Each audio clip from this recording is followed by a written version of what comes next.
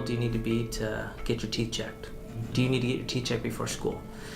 And I get a ton of parents that always say, oh yeah, you gotta get your teeth checked before school. How many of you know that you need to get your eyes checked before they enter school? And no one raises their hands.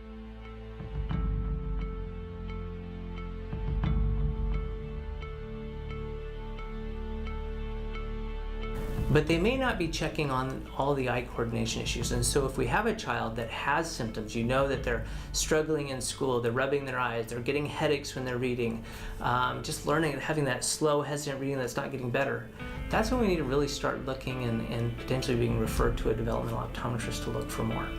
Convergence insufficiency obviously is one of the binocular vision problems. It's probably the most common binocular vision problem, and it's a difficulty getting these two eyes to line up. So I'm going to just think about that for a second. For these kids, all of us when we read, our eyes just naturally turn inward so they line up on each word. And for these kids, they're just pulling and struggling and trying to get those eyes to align. And when they can't align, all of a sudden they're going to see the words kind of double and move on the page. You just want to think for yourself, if you were sitting there, how long would you sit there and battle on this near task that they have to do? And it makes sense to me that you got kids giving up. And if you've got kids that are giving up in the classroom, what choices do they have? Well, that's where we get into some behavior things and other things going on. And certainly if you're having a hard time getting your visual attention, then the rest of the child's ability to maintain attention on something is going to be diminished. So because we need to find these kids sooner. We need, it's great when I find a high school student and we're able to fix the vision problem and that they start to do better, but gosh, they went through a lot of years. I had one child that came in that they took that child and they literally put him in isolation from the other kids because he was struggling so much, and he spent his entire elementary and part of his middle school year in isolation. Again, D's and F's treated him, he was getting A's and B's. Wouldn't it have been easier on that child if we had found that in second or third grade when he was first manifesting with those problems?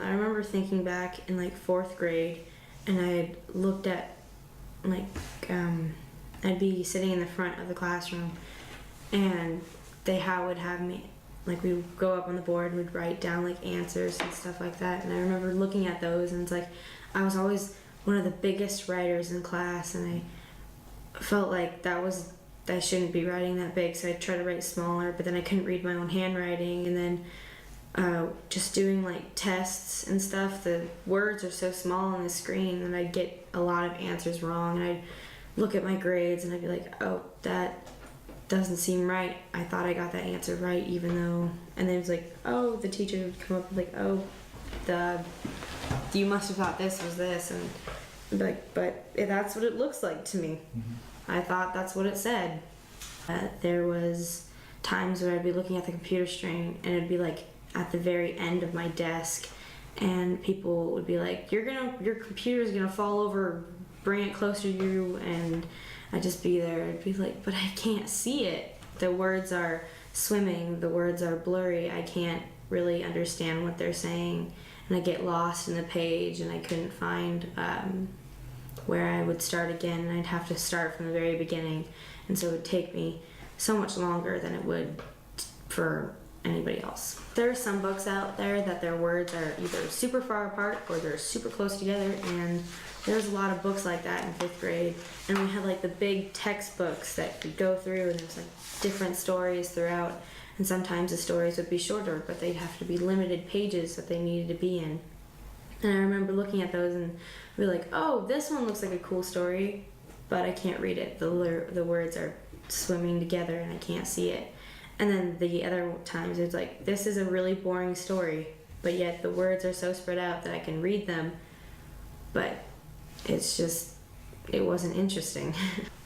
So sometimes it'd be one word would be kind of, it seemed in my head it'd be moving a little bit, but up and down sort of, and then other times it just like, it almost like it was shaking. When we had to have our books close to our faces, sometimes it seemed like they were blending together almost, because like the closer it was to my face, the more it seemed to swim and start coming together when they're shaking, or go up and down and blend into the words that were actually above. So I'd always like, when I would be reading out loud, I'd say one word, but then I'd realize, oh, that was in the last line, or this was in the previous line. I just skipped like 5 lines ahead, even though I was just trying to read, and then I'd lose my place. About 4 years ago, Maddi came to me and said, Mom, I think I need glasses. And we were just taking off for vacation, and I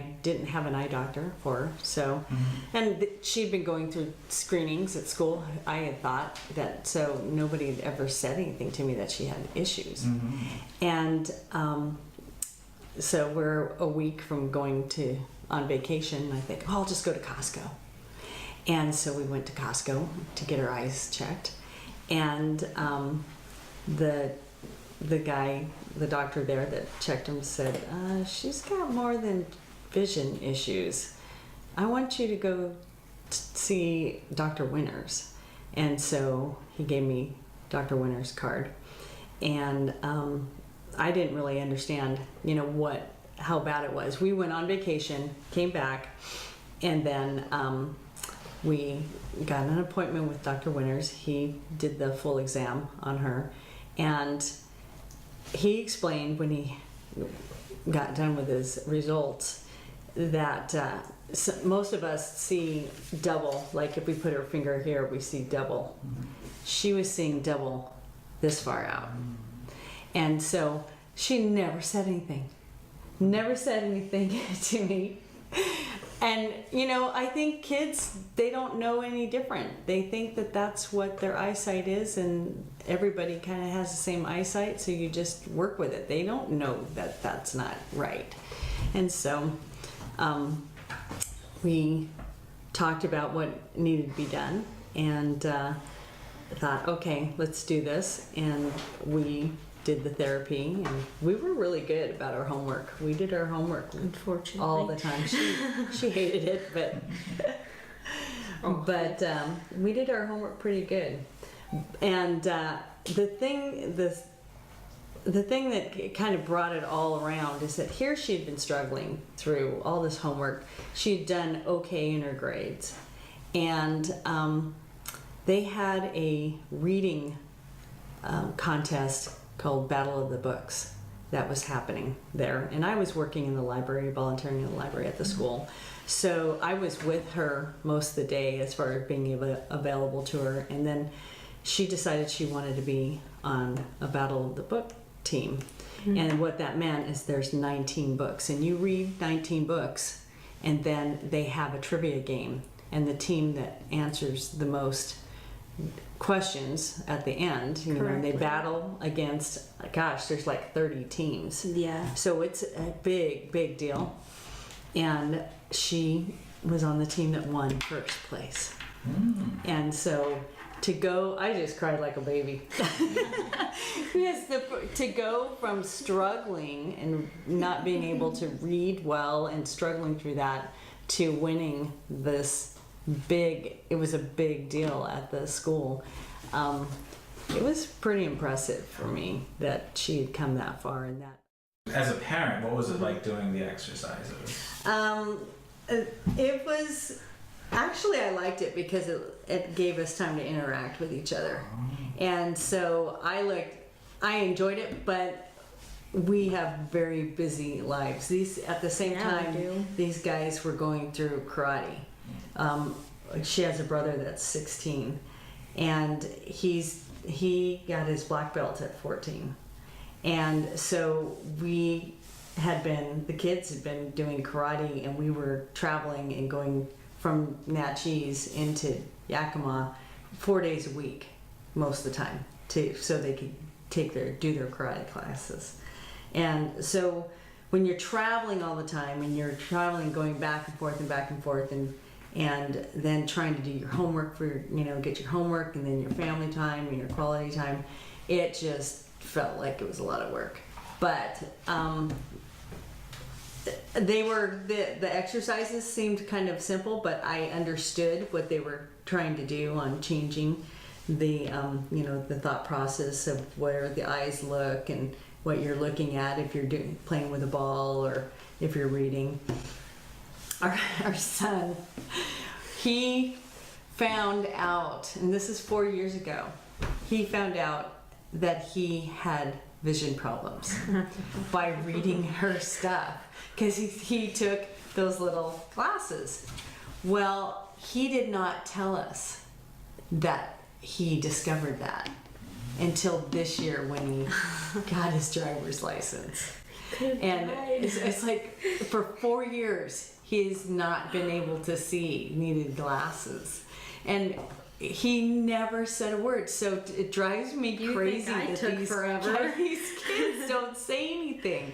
It's like, we have to rely on our kids to tell us when they don't feel well or there's something wrong, and so it's so frustrating, but I'm so happy now because he's got glasses and she can see, she can see correctly. The only struggle that I had, and I love the office, I love Washington Vision Therapy. They did a great job. Dr. Winters did a great job. Their staff's great, but the hours, it's really difficult that you have to grab your kids and take them out of school to go during the school day to go and take care of these things, and that doesn't always work well because they're always missing something at school that they have to make up.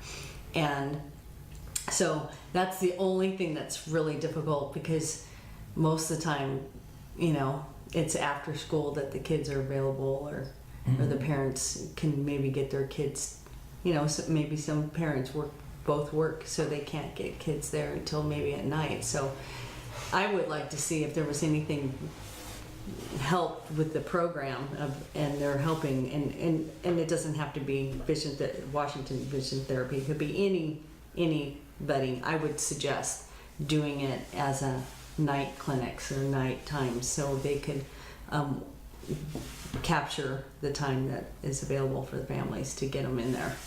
What advice would you give somebody with potentially vision issues?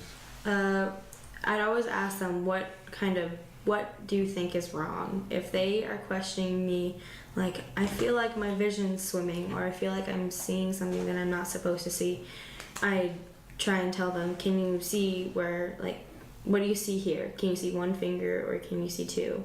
And then if they say I can see one, then they're not seeing double out here, but I'd have them move it closer to their face and wherever that may land. Like, usually it's supposed to be here where you see only one, but then there was my case where it was like out here, and I would tell them it would be easier to just, if you really feel so unsure about this, talk to your parents about it and maybe try and get help, because that always seems to be the better solution.